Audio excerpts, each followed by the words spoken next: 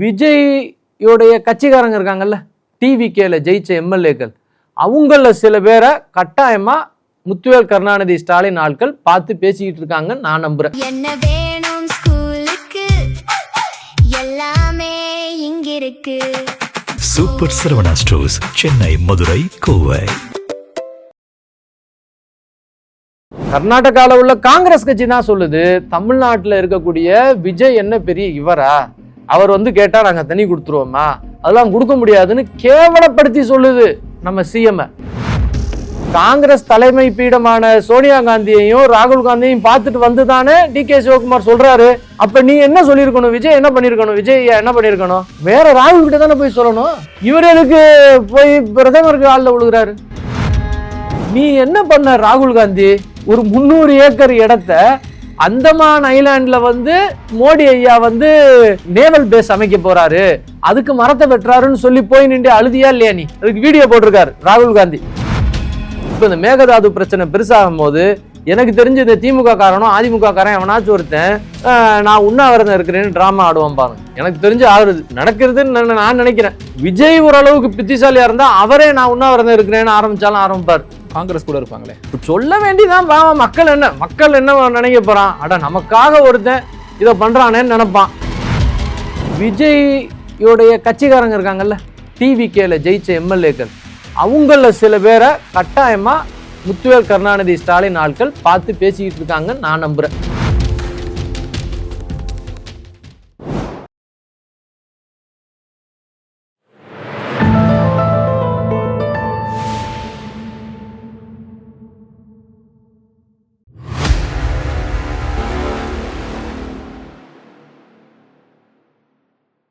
தாமரை TV நேயர்கள் அனைவருக்கும் வணக்கம். இன்று நம்முடன் இணைந்திருக்கும் சிறப்பு விருந்தினர் தேசியவாத சிந்தனையாளர் ரமேஷ் சேதுராமன் அவர்கள். சார் வணக்கம் சார். சார், இப்போ விஜய் அவர்கள் பதவியேற்று முதல் தடவை டெல்லி பயணம் போகிறாங்க. டெல்லிக்கு போயிட்டு பாரத பிரதமர் நரேந்திர மோடி அவங்களை சந்திக்கிறாங்க. பிரதமர் பிஜேபி கட்சியை சேர்ந்தவங்க. தாவேக்காரங்க என்ன சொல்லியிருந்தாங்க அப்படின்னா, கொள்கை எதிரி பாஜக அப்படின்னு சொல்லியிருந்தாங்க.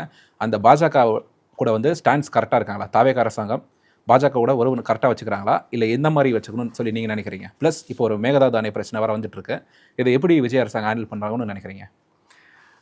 சார், அதாவது அரசியல் வேற, அரசு நிர்வாகம் வேற சார். சாதாரண மக்களுக்கு அது ஃபஸ்ட்டு தெரியல. அவங்க என்ன நினைக்கிறாங்கன்னா, அரசியல் தான் அரசு நிர்வாகம், ஒருத்தர் சீஃப் மினிஸ்டராக வந்துட்டாருனாலே அது பெரிய விஷயம்னு நினைக்கிறாங்க. ஃபஸ்ட்டு அது கிடையாது. அரசு நிர்வாகம்ன்றது என்டையர்லி ஒரு வேறு விஷயம், அரசியல்ன்றது வேறு. இப்போ தான் விஜய் ஐயா அரசு நிர்வாகத்துக்குள்ளே வர்றாரு. அப்போ இனிமே தான் இதனால் உள்ள பிரச்சனைகள் எல்லாத்தையும் அவர் சந்திக்க வேண்டியது இருக்கும். அதில் பெரிய பிரச்சனையை இப்போ தான் ஃபஸ்ட்டு சந்திக்கிறாரு. ஸோ இவருக்கு இந்த கிரிக்கெட்டில் என்ன சார் சொல்வீங்க, இந்த ஃபஸ்ட்டு பாலாக ஏதோ சொல்லுவீங்கள்ல, ட்ரையல்ஸ், ஆமாம், ஏதோ அந்த மாதிரி அவருக்கு இதுதான். அதனால் இந்த மாதிரி விஷயங்களில் அவர் நல்லபடியாக வரட்டும், அந்த முருகன் ஆசீர்வாதம் இருக்கட்டும் அவருக்கு. ஏன்னா இது அவருக்கு ஒரு சிக்கல் தான். திமுக காரன் எப்படா இவர் கீழே விழுவார், இவர் மேலே ஏறி நிற்கலாம்னு அவன் காத்துட்ருக்கான். ஸோ அதனால் அவனுமே அவன் பங்குக்கு அவன் என்னென்ன பண்ணி இவரை இது பண்ண முடியும்னு நினப்பான். இந்த தண்ணி பிரச்சனையை பொறுத்த வரைக்கும், இந்த மேகதாது பிரச்சனையை பொறுத்த வரைக்கும் பார்த்திங்கன்னா, ஒவ்வொருத்தரையும் இந்த வெயில் காலம் இந்த இஷ்யூ வரும்போதெல்லாம் இந்த மேட்ரை பெருசாக கொண்டு வருவானுங்க. எப்பயுமே இது இன்றைக்கி நேற்று இல்லை, ஒவ்வொருத்தரையும் வரும். அப்புறம் திரும்ப வெயில் காலம் முடிஞ்சு நல்லா மழை கீழே பெஞ்சு எல்லாம் இது பண்ணதுக்கப்புறம் வேறு விஷயத்த பேச போயிடுவானுங்க. பட் இந்த டயத்தில் உள்ள அந்த இஷ்யூ இருக்குல்ல, அது எப்பயுமே ஒரு முக்கியமான ஒரு இடத்துல எல்லாராலையும் பேசப்பட்டுக்கிட்டே இருக்கும். அதை தவிர இப்போ இந்த பர்டிகுலர் பிரச்சனைக்கு எதுக்கு எக்ஸ்ட்ராவான முக்கியத்துவம் வருது அப்படின்னு சொன்னோம்னா, நான் டேமை கட்ட போகிறேன் அப்படின்னு சொல்லி இந்த டிகே சிவகுமார் அப்படின்னு காங்கிரஸ் உடைய டெபுட்டி சீஃப் மினிஸ்டரா சார், கர்நாடகாவுடைய டெபுட்டி சீஃப் மினிஸ்டர், இப்போ அவர் தான் அடுத்த சிஎம் ஆக போகிறாருன்னு சொல்கிறாங்க. ஸோ அவர் டிகே சிவகுமார்ன்றவர் என்ன சொல்கிறாரு, உங்கள் விஜய் என்ன பெரிய ஹீரோவா, அவர் என்ன வேணாலும் பண்ணிட்டு போட்டோம், நாங்கள் டேம் கட்ட தான் போகிறோம், உங்களுக்கு வேணால் அவர் பெரிய ஹீரோவாக இருக்கலாம், எங்களுக்கெலாம் ஒன்றும் பெருசாக இவர் கிடையாது, நாங்கள் டேம் கட்டுறதெல்லாம் பண்ண தான் போகிறோம், உங்கள் தமிழ்நாடு என்ன நினைக்குதுன்றதெல்லாம் எங்களுக்கு முக்கியத்துவம் கிடையாதுன்னு சொல்லி டிகே சிவகுமார் சொல்கிறார். ஆனால் எப்போ சொல்கிறாருன்னா, டெல்லியில் போய் காங்கிரஸுடைய தலைமை குடும்பத்தை ஃபுல்லாக சந்திச்சுட்டு தலைமை பீடத்தில் உள்ளவங்க எல்லாருக்கிட்டையும் பேசிட்டு, அதாவது ராகுல் காந்தி, சோனியா காந்தி அம்மா, அப்புறம் இந்த டெல்லியில் ஒரு தலைமைக்குன்னு ஒருத்தர் வச்சுருக்காருல, அவங்க காங்கிரஸ் ஆளுங்க கூட பேசி முடிச்சுட்டு நேராக கர்நாடகாவுக்கு வந்து இறங்கி அவர் சொல்கிற வார்த்தை என்னன்னா, உங்கள் தமிழ்நாடு என்ன சொன்னாலும் சரி, உங்கள் தமிழ்நாடு சிஎம் விஜய் என்ன சொன்னாலும் சரி, நாங்கள் வந்து டேமை கட்டியே தீர்வோம், உங்களால் ஒன்றும் பண்ண முடியாதுன்றார். இது 2017 இந்த ட்ரிபியூனல் உருவாக்கி இந்த மாதிரி தவறுகள் செய்யக்கூடாதுன்னு சொல்லி சுப்ரீம் கோர்ட்டு வழிமுறையை செஞ்சது. அதுக்கு மீறி அவர் சொல்கிறாருன்னு சில பேர் சொல்கிறாங்க.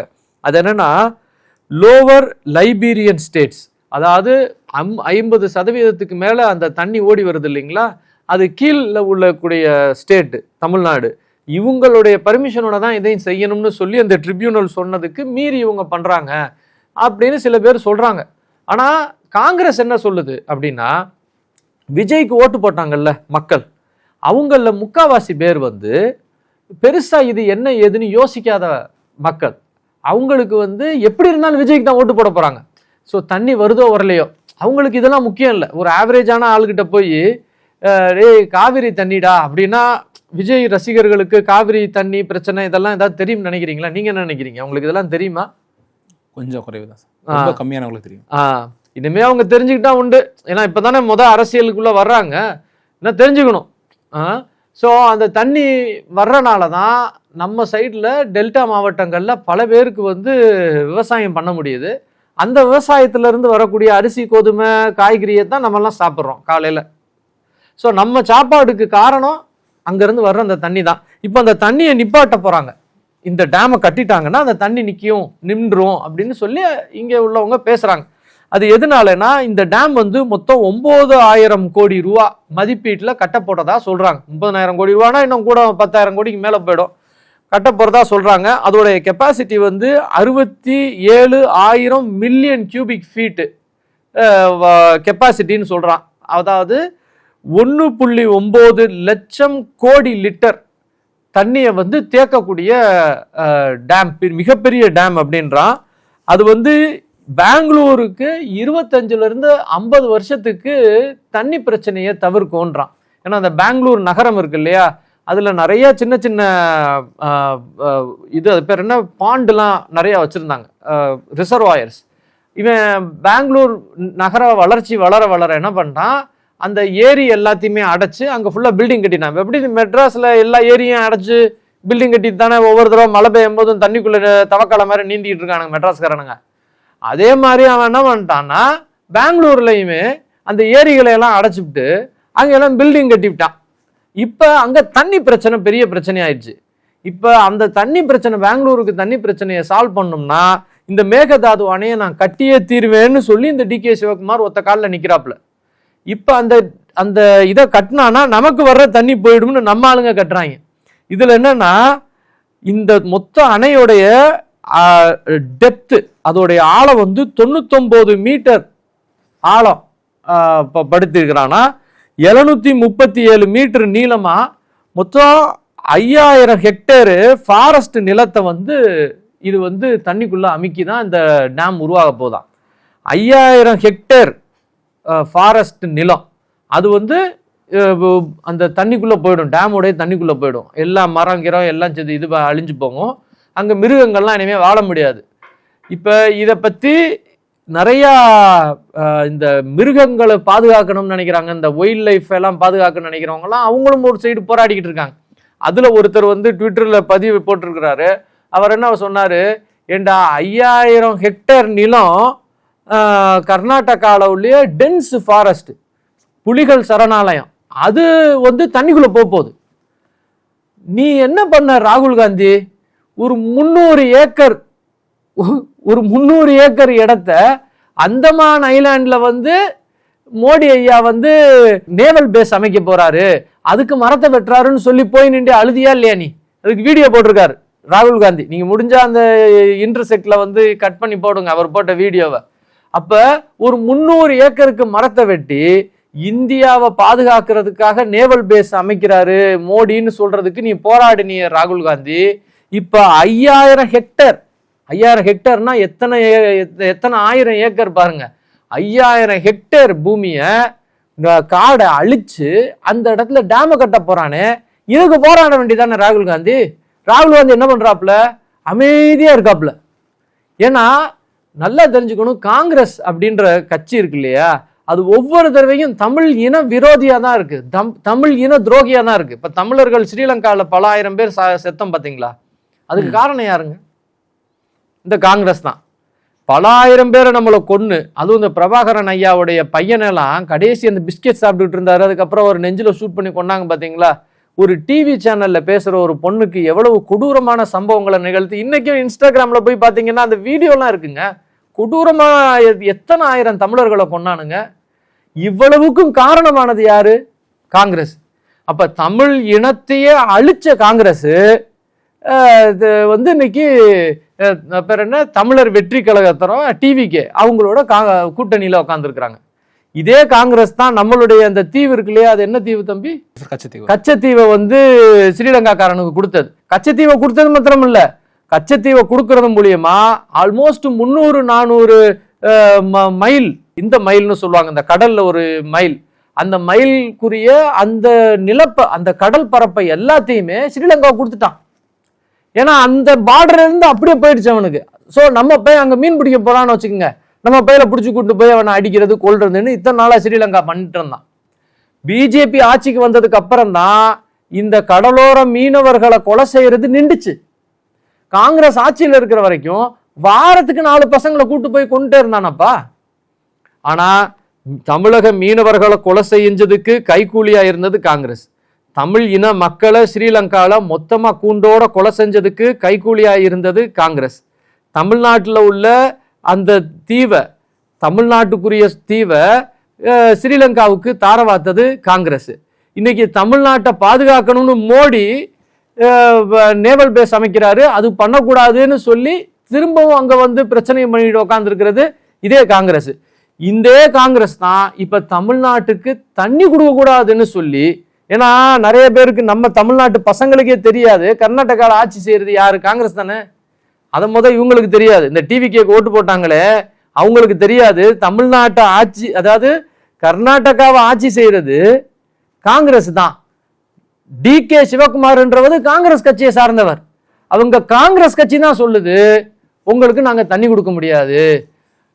கர்நாடகாவில் உள்ள காங்கிரஸ் கட்சி தான் சொல்லுது தமிழ்நாட்டில் இருக்கக்கூடிய விஜய் என்ன பெரிய இவரா, அவர் கேட்டா நாங்க தண்ணி கொடுத்துருவோமா, அதெல்லாம் கொடுக்க முடியாதுன்னு கேவலப்படுத்தி சொல்லுது நம்ம சிஎம். விஜய் நம்மளுக்கு பிடிக்குதோ பிடிக்கலையோ அது வேறங்க, ஆனா அவர் நமக்கு சிஎம். நம்ம தமிழ்நாட்டு சீஃப் மினிஸ்டரை கர்நாடகாவில் உள்ள துணை சீஃப் மினிஸ்டர் டி.கே. சிவகுமார் கேவலப்படுத்துறாருன்னா அதை எப்படிங்க நம்மளால ஜீரணிக்க முடியும்? குறைந்தபட்சம் நம்மளால அதற்காக குரல் கொடுக்க வேண்டிய அவசியத்துக்கு வருது இல்ல. விஜய் ரசிகர் கிடையாது நம்ம, ஆனா தமிழ்நாட்டை ரெப்ரசன்ட் பண்றாருல விஜய். அப்ப விஜய கேவலப்படுத்துறாருங்க டி.கே. சிவகுமார். இப்ப வெல்லவும் முழுங்கவும் முடியாம அந்த விஜய் ஐயா என்ன பண்றாரு, அரசியலுக்கு புதுசு இல்ல, அதனால நேரம் மோடி காலில் போய் விழுகுறாப்புல. இப்ப காலில் போய் விழுகுறாருன்னு சொன்ன உடனே பாதி பேர் கோவப்படுவானுங்க. இப்ப போய் சொல்லணும்ல, ஏயா நீ எதுக்கு மோடி கிட்ட போற, உன் கூட்டணி கட்சி தானே காங்கிரஸ்காரன். அந்த காங்கிரஸ் இப்ப தலைமை பீடம் ராகுல் காந்தியையும் சோனியா காந்தியையும் பார்த்துட்டு வந்ததுக்கு அப்புறம் தானே டி.கே. சிவகுமார் சொல்றாரு அதெல்லாம் தமிழ்நாடு என்ன வேணாலும் சொல்லிட்டு போட்டோம், விஜய் என்ன வேணாலும் சொல்லட்டும், நாங்க டேமை கட்டியே தீர்வோம்னு காங்கிரஸ் தலைமை பீடமான சோனியா காந்தியையும் ராகுல் காந்தியையும் பார்த்துட்டு வந்து தானே டி.கே. சிவகுமார் சொல்றாரு. அப்ப நீ என்ன சொல்லியிருக்கணும், விஜய் என்ன பண்ணிருக்கணும், விஜய் என்ன பண்ணிருக்கணும், வேற ராகுல் கிட்ட தானே போய் சொல்லணும். இவர் எதுக்கு போய் பிரதமருக்கு ஆள்ல விழுகிறாரு, ஐயா எங்க காப்பாத்துங்க சார். இது எப்படின்னா சிஎம் ஆன ஒருத்தவங்க ஃபர்ஸ்ட் டைம் சிஎம் ஆகிறப்ப போய் சந்திச்சு தானே சார் ஆகணும். அவர் சந்திக்கிறாருன்றது வேறங்க, அவர் சந்திச்சு தான் ஆகணும். ஆனா மேகதாது பிரச்சனைக்கு இவர் லெட்டர் எழுதுறதாக இவங்க கட்சிக்காரங்க தான் சொல்றாங்களா இல்லையா, நம்மளா சொல்றோம். நீ எதுக்கு பிரதமருக்கு கட்சி லெட்டர் எழுதுற?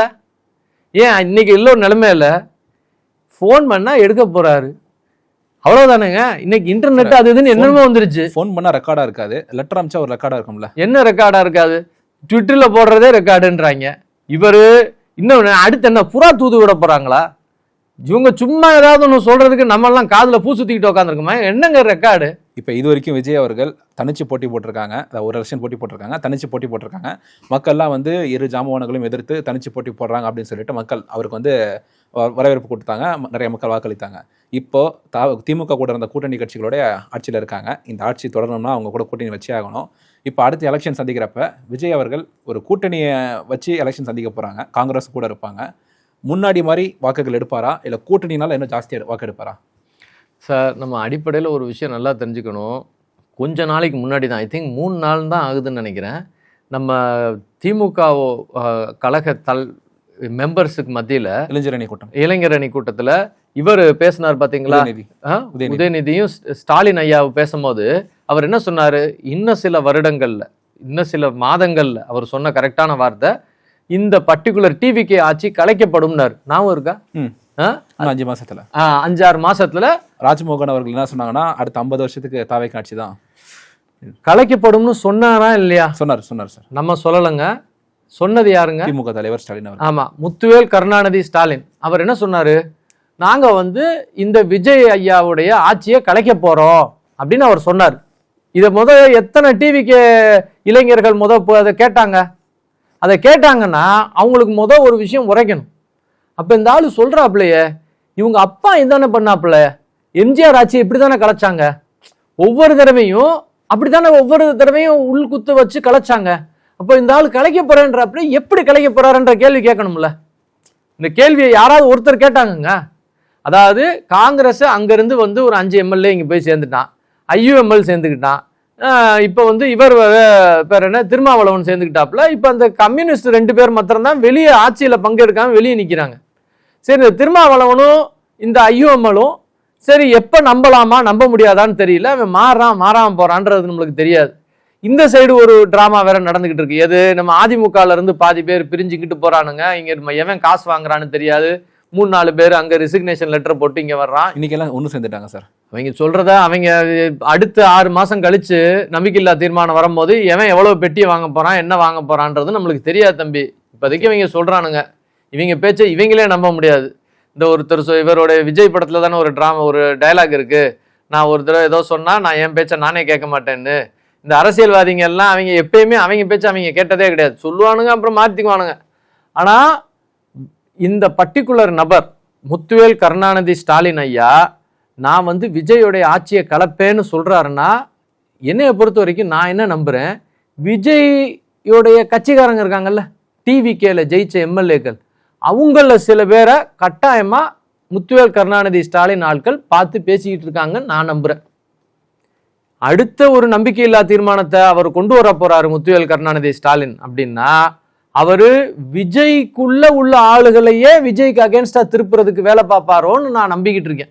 ஏன்னா எப்படி வேற கட்சிகள்ல இருந்து ஆளுகளை உடைச்சு இவர் கட்சியில சேர்த்துக்கிட்டு இருக்கிறாங்க சில பேர். அப்ப இவர் கட்சியில உள்ள ஆளுகளும் அதே மாதிரி காசுக்கு உடைச்சிட்டு வெளியே போக மாட்டாங்களா என்ன? அப்படி செஞ்சாங்க அப்படின்னா மக்கள் மத்தியில விஜய்க்கு தானே சார் அனுதாபம் கூடும். அது எப்படி கூடும் அப்படின்றது அடுத்த வேலை.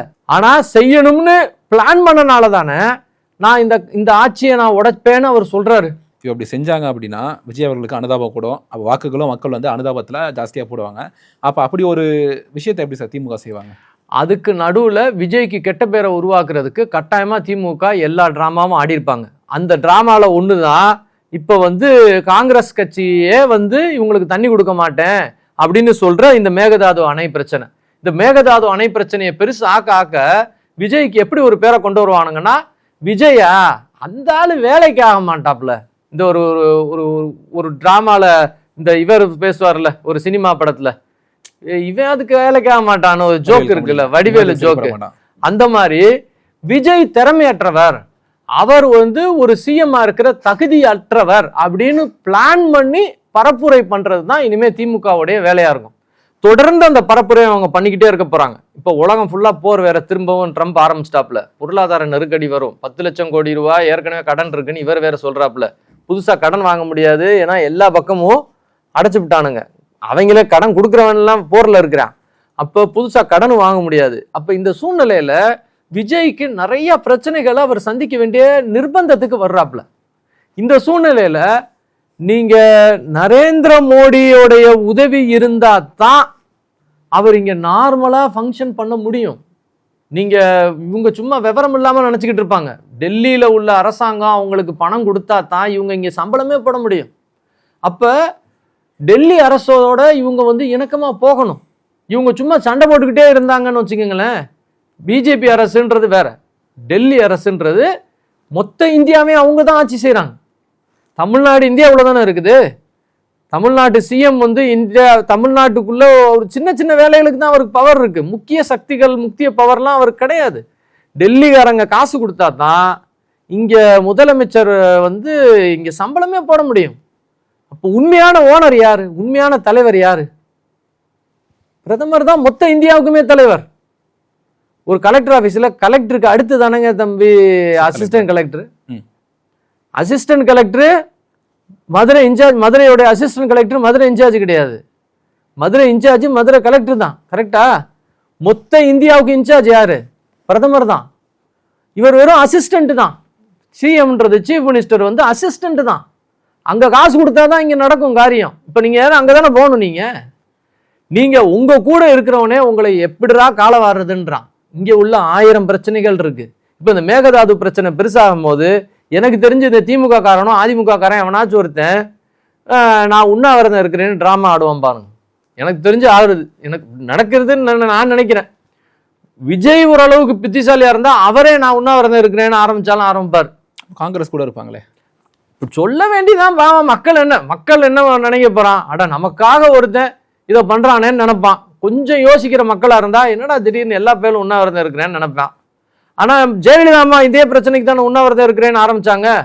காவிரி தாயின்னு சொல்லி அவங்களுக்கு ஒரு பட்டம் வேற அப்புறம் கொடுத்தாங்கன்னு நினைக்கிறேன். இப்ப இவர் ஒருவேளை உண்ணாவிரதம் இருக்கிறேன்னு ஆரம்பிச்சாருன்னு வச்சுங்க, விஜய் காவிரி தந்தையா மாறிடுவாரு. காவிரி தளபதி காவிரி காத்த தளபதி ஏதாவது சொல்ல வேண்டியதான். அப்போ அந்த மாதிரி ஏதாவது ஒன்று வச்சுக்குவாங்க. அப்ப இன்னைக்குள்ள சூழ்நிலையில இவருக்கு இந்த ப்ராப்ளம் வேற கூடுது. இனி கூடிய விரைவில் வேலை வாய்ப்பு பிரச்சனைகளும் தமிழ்நாட்டில் வரும். கரண்ட் பிரச்சனைகள் வர வாய்ப்பு இருக்கு. பெட்ரோல் விலை கூடுச்சுன்னா காய்கறி விலை கூடும். காய்கறி விலை கூடுச்சு வேலை வாய்ப்பும் குறைஞ்சதுன்னா இவருக்கு யார் ஓட்டு போட்ட இளைஞர்கள் இருக்காங்கல்ல அவங்கெல்லாம் கோவப்படுவாங்க. அவங்களுக்கு இது போர் நடக்குது, உலக பிரச்சனை, அது இது இதெல்லாம் தெரியாது. எல்லாரும் கொஞ்சம் கொஞ்சமா அந்த கோவத்தை உருவாக்கி இவங்க எத்தனை நாள் எல்லாத்தையும் பிஜேபின்னு சொல்லிக்கிட்டு இருப்பாங்க. அப்போ ஒரு நாள் இவங்க பின்னாடி திரும்ப ஆரம்பிப்பாங்க. இவங்க யார் கூட இருக்கிறாங்க? காங்கிரஸோட. அந்த காங்கிரஸ் என்ன பண்ணுது? இவங்க கூடயே இருந்து இவங்களை அழிக்கிறதுக்கு எல்லா வேலையும் செஞ்சுக்கிட்டு இருக்கு. இந்த டிவிகே கூடயே இருந்து டிவிகேக்கு உள்ள விஷம் வைக்கிறதே காங்கிரஸ் தான். இப்ப இந்த மேகதாது பிரச்சனைக்கு பிரச்சனை பண்றது காங்கிரஸ் தான். நீங்க காங்கிரஸ் அப்படின்ற கட்சி இருக்குல்ல தம்பி, அதுக்கு ஒரு வார்த்தை சொல்லணும்னா என்ன சொல்லுவீங்க? எனக்கு தெரிஞ்சு இவங்க பிஜேபியை சங்கின்றாங்கல்ல, அப்ப அந்த காங்கிரஸ் என்ன சொல்லலாம் தம்பி? இன்ன வரைக்கும் உருவாக்கப்படலையே சார். அதிமுக கூட இல்லையே சார். திமுக ஊப்பின்னுவாங்க. அதிமுகவுக்கும் பேர் இல்லை, காங்கிரஸுக்கும் பேர் இல்லை, விசிகாவுக்கும் பேர் இல்லை. காங்கிரஸுக்கு எனக்கு தெரிஞ்சு ஒருத்தர் என்ன சொன்னாரு, குடிகடிக்கு காங்கிரஸுங்கன்னாரு. கெட்ட வார்த்தை இல்லையா சார் அது? குடி அப்படின்னா ஒரு பொதுமக்கள், தமிழ் குடி. இந்த ஒரு மொத்த குடிகையுமே கெடுக்கிறவன், தமிழ் இனத்தையே கெடுத்து குட்டிச்சோறு பண்ணி கொலை செஞ்சவன் இல்லையா ஸ்ரீலங்கால. தமிழ் பூமியை கொண்டு போய் ஸ்ரீலங்காக்காரனுக்கு கொடுத்து அந்த இடத்துல மீன் பிடிக்க விடாம போட்டு எத்தனை பல குடும்பங்களை கெடுத்தவன் இல்லையா. இன்னைக்கு தண்ணி கொடுக்காம விட்டு அந்த தண்ணி வராம போனா இந்த ஊர்ல எத்தனை குடிகள்னா குடிமக்கள், இவங்க வாழ்க்கையெல்லாம் கெடுப்பான்ல காங்கிரஸ். காங்கிரஸ் தானே தண்ணி கொடுக்க மாட்டேன்றான். டி.கே. சிவகுமார் எந்த கட்சிக்காரன்? காங்கிரஸ் தானே. அமெரிக்க ஜனாதிபதி உடைய சொந்தக்காரன் கிடையாது, காங்கிரஸ் கட்சிக்காரன் தானே அவன். அப்ப காங்கிரஸ் தான் தண்ணி கொடுக்க மாட்டேன்றான் தமிழ்நாட்டு மக்களுக்கு. காங்கிரஸ் தான் தமிழ் இன மக்களை கொலை செஞ்சதுக்கு காரணமா இருந்தான் ஸ்ரீலங்கால. இதே காங்கிரஸ் தான் தமிழ் பூமியை கொண்டு வந்து ஸ்ரீலங்காக்காரனுக்கு கொடுத்துட்டு அந்த கடல் பகுதியை எங்கேயுமே மீன் பிடிக்க விடாம பல மீனவர்கள் சாவுக்கு காரணமானவன் அதே காங்கிரஸ் தான். இன்னைக்கு தண்ணி கொடுக்காம பல பேரை கொல்ல போறதும் அதே காங்கிரஸ் தான். அப்ப காங்கிரஸ் தமிழ் குடியை கெடுத்தவன்றது கரெக்ட் தானே. அப்ப குடிகடிக்கு காங்கிரஸ் தானே சொல்லணும். அப்படி அவர் சொன்னாருங்க, அவர் சொன்னதை நான் சொல்றேன். அப்ப குடிகடிக்கு காங்கிரஸோட இவர் தமிழர் வெற்றி கழகம் சேர்ந்துக்கிட்டு அவர் எப்படிங்க அவர் வேலையா போறாப்புல? எனக்கு தெரிஞ்ச தமிழர் வெற்றி கழகம் இந்த காங்கிரஸ் பயிலுவை கூட சேர்ந்துக்கிட்டே இருக்கிற வரைக்கும் அவருக்கு பிரச்சனைக்கு மேல பிரச்சனை வரதான் போது. இதுதான் ஆரம்பம். இனிமே திமுக காரன் இதுக்காகத்தான் ஒருவேளை காங்கிரஸ்காரனை உள்ள சேர்த்து விட்டானோ நம்ம இந்த இந்த உள்ளேயே ஒருத்தனை அனுப்பி அப்புறம் துரந்தரா இல்லை வடசென்னை சார். வட சென்னையா அதுல ஏதாவது உள்ளேயே ஒரு ஆளை அனுப்பி உள்ளேயே வச்சு ஆளை காலி பண்ணுவாங்க பாத்தீங்களா? அந்த மாதிரி சிந்தில போடணும்னா அவன் சிலையே நம்ம ஆள் ஒருத்தர் இருக்கணும். அவன் ஏரியாக்குள்ளே நம்ம ஆளை இருக்கணும்னு சொல்லி இந்த விசிகா இந்த வேற என்ன IUML இந்த IUML எல்லாம் என்ன நம்பிட்டு இருக்காங்க பாருங்க. இவங்க குழந்தைங்க தம்பி பாவம். IUML விசிகா இவங்கெல்லாம் எப்போ இவங்க கழுத்து இருப்பாங்கன்னு தெரியாது. வட சென்னை கதை தான் நீங்க சொன்ன மாதிரி. காங்கிரஸ் இப்ப காங்கிரஸ் வேலையை ஆரம்பிச்சிட்டான். உள்ள புகுந்து இவனை அழிக்க போறான். இவங்க எல்லாரையும் உள்ள வச்சு அழிச்சு போடலான்ற பிளான்ல தான் ஐயா முத்துவேல் கருணாநிதி ஸ்டாலின் சொல்றாப்புல இன்னும் 6-7 மாசத்துல நான் வந்து விஜய் ஆட்சியை கலைச்சிடுவேன்னு. இதெல்லாம் விஜய் சப்போர்ட்டர்ஸ் யோசிச்சு பார்க்கணும். உண்மையிலேயே தமிழ் இன துரோகி, தமிழ் குடியை கெடுக்கக்கூடியவன் தமிழ் குடிகடிக்கி யாரு? காங்கிரஸ். இந்த குடிகடிக்கி காங்கிரஸோட இந்த டிவிகே தொடர்ந்து இருந்ததுன்னு வச்சுக்கோங்க, டிவிகே கதை ரொம்ப கஷ்டம்.